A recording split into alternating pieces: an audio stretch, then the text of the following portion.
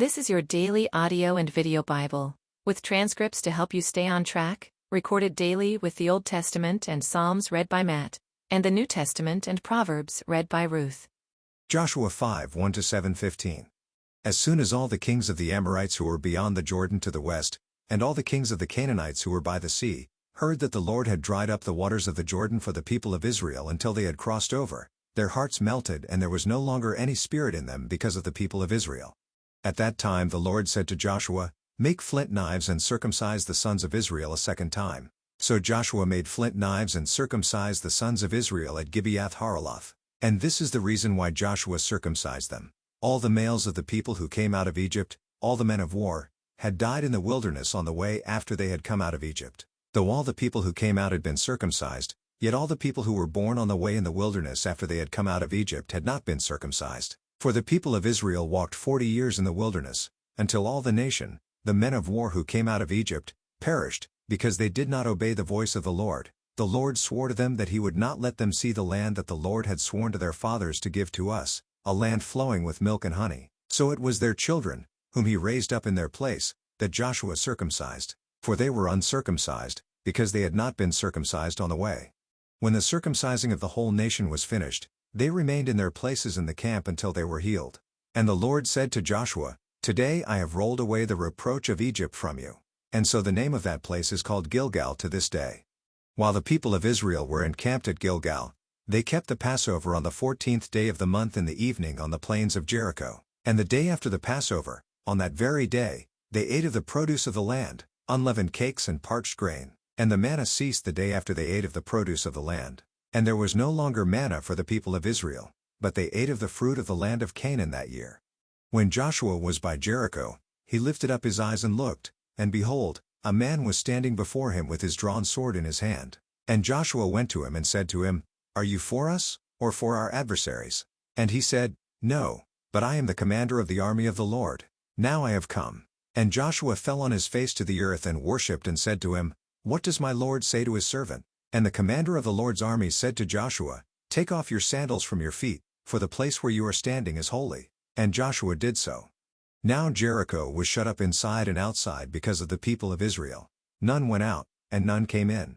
And the Lord said to Joshua, "See, I have given Jericho into your hand, with its king and mighty men of valor. You shall march around the city, all the men of war going around the city once. Thus shall you do for 6 days. 7 priests shall bear 7 trumpets of ram's horns before the ark. On the 7th day you shall march around the city 7 times, and the priests shall blow the trumpets. And when they make a long blast with the ram's horn, when you hear the sound of the trumpet, then all the people shall shout with a great shout, and the wall of the city will fall down flat, and the people shall go up, everyone straight before him." So Joshua the son of Nun called the priests and said to them, "Take up the ark of the covenant and let 7 priests bear 7 trumpets of ram's horns before the ark of the Lord."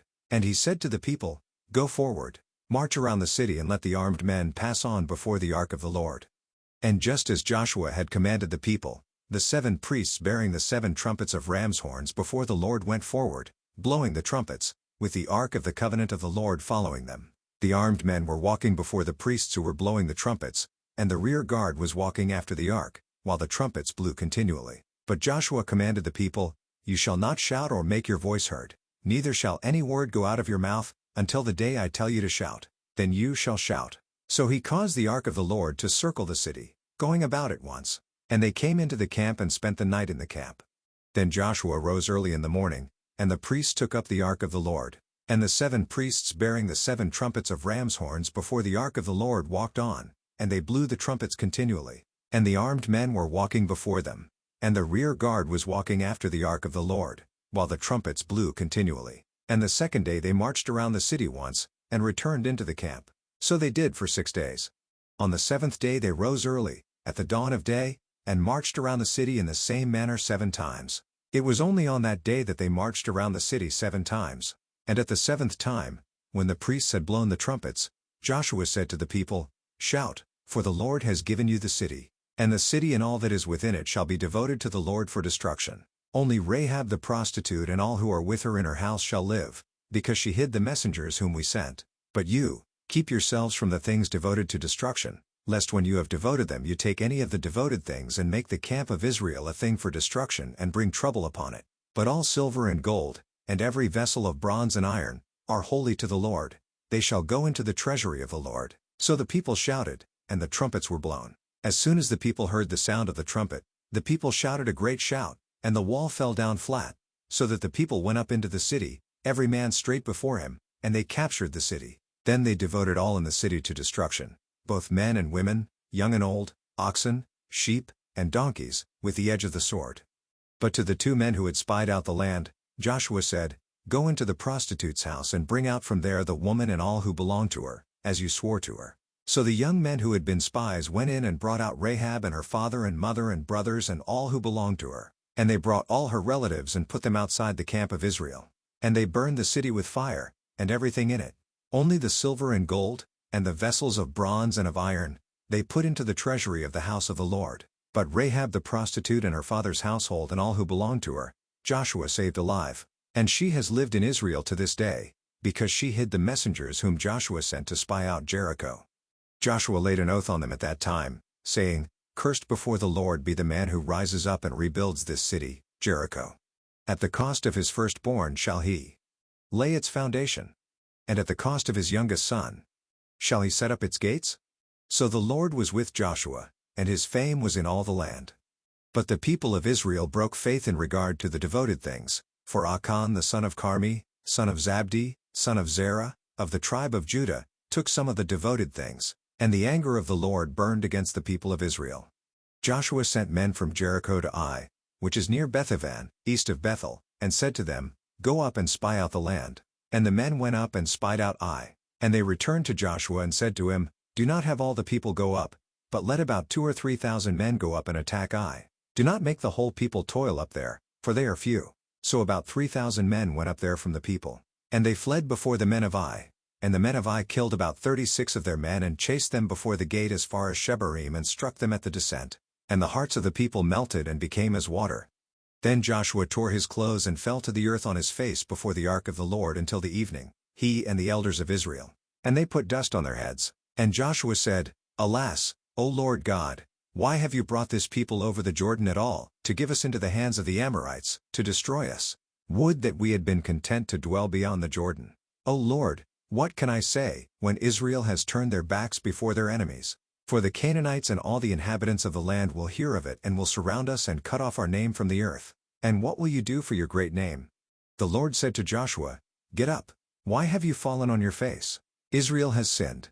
They have transgressed my covenant that I commanded them. They have taken some of the devoted things. They have stolen and lied and put them among their own belongings. Therefore the people of Israel cannot stand before their enemies. They turn their backs before their enemies, because they have become devoted for destruction. I will be with you no more, unless you destroy the devoted things from among you. Get up, consecrate the people and say, 'Consecrate yourselves for tomorrow, for thus says the Lord, God of Israel, there are devoted things in your midst, O Israel. You cannot stand before your enemies until you take away the devoted things from among you. In the morning therefore you shall be brought near by your tribes, and the tribe that the Lord takes by lot shall come near by clans, and the clan that the Lord takes shall come near by households, and the household that the Lord takes shall come near man by man. And he who is taken with the devoted things shall be burned with fire, he and all that he has, because he has transgressed the covenant of the Lord, and because he has done an outrageous thing in Israel." Luke 15. Now the tax collectors and sinners were all drawing near to hear him, and the Pharisees and the scribes grumbled, saying, "This man receives sinners and eats with them." So he told them this parable: "What man of you, having 100 sheep, if he has lost one of them, does not leave the 99 in the open country, and go after the one that is lost, until he finds it? And when he has found it, he lays it on his shoulders, rejoicing.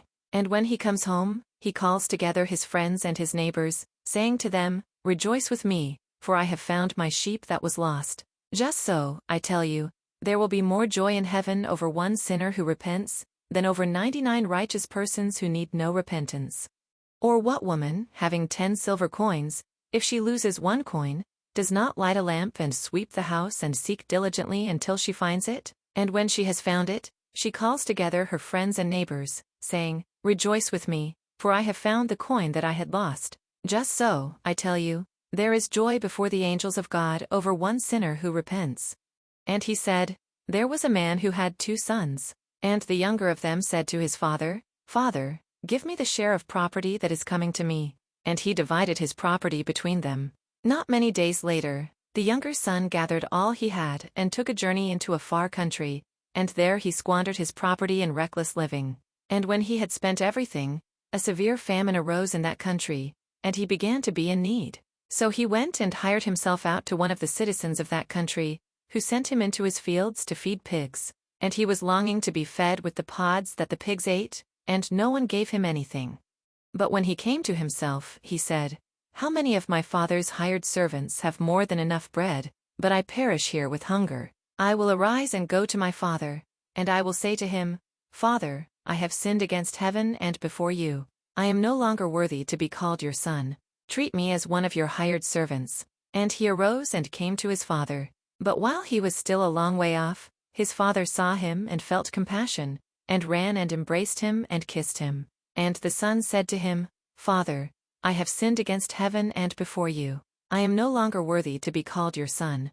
But the father said to his servants, 'Bring quickly the best robe, and put it on him, and put a ring on his hand, and shoes on his feet. And bring the fattened calf, and kill it, and let us eat and celebrate. For this my son was dead, and is alive again. He was lost, and is found.' And they began to celebrate. Now his older son was in the field, and as he came and drew near to the house, he heard music and dancing. And he called one of the servants and asked what these things meant. And he said to him, 'Your brother has come, and your father has killed the fattened calf, because he has received him back safe and sound.' But he was angry and refused to go in. His father came out and entreated him, but he answered his father, 'Look, these many years I have served you, and I never disobeyed your command. Yet you never gave me a young goat, that I might celebrate with my friends. But when this son of yours came, who has devoured your property with prostitutes, you killed the fattened calf for him.' And he said to him, 'Son, you are always with me, and all that is mine is yours. It was fitting to celebrate and be glad, for this your brother was dead, and is alive. He was lost, and is found.'" Psalm 81 to the choirmaster, according to the Gittith of Asaph. Sing aloud to God our strength, shout for joy to the God of Jacob. Raise a song, sound the tambourine, the sweet lyre with the harp. Blow the trumpet at the new moon, at the full moon, on our feast day. For it is a statute for Israel, a rule of the God of Jacob. He made it a decree in Joseph when he went out over the land of Egypt. I hear a language I had not known. I relieved your shoulder of the burden. Your hands were freed from the basket. In distress you called, and I delivered you. I answered you in the secret place of thunder. I tested you at the waters of Meribah. Selah, hear, O my people, while I admonish you. O Israel, if you would but listen to me. There shall be no strange god among you. You shall not bow down to a foreign god. I am the Lord your God, who brought you up out of the land of Egypt. Open your mouth wide, and I will fill it. But my people did not listen to my voice. Israel would not submit to me. So I gave them over to their stubborn hearts, to follow their own counsels. Oh, that my people would listen to me, that Israel would walk in my ways. I would soon subdue their enemies and turn my hand against their foes. Those who hate the Lord would cringe toward him, and their fate would last forever. But he would feed you with the finest of the wheat, and with honey from the rock I would satisfy you. Proverbs 13:1. A wise son hears his father's instruction, but a scoffer does not listen to rebuke. To become a part of the community and to have your prayer requests answered, please follow the link below or go to Facebook and search for Daily Hope for Revival.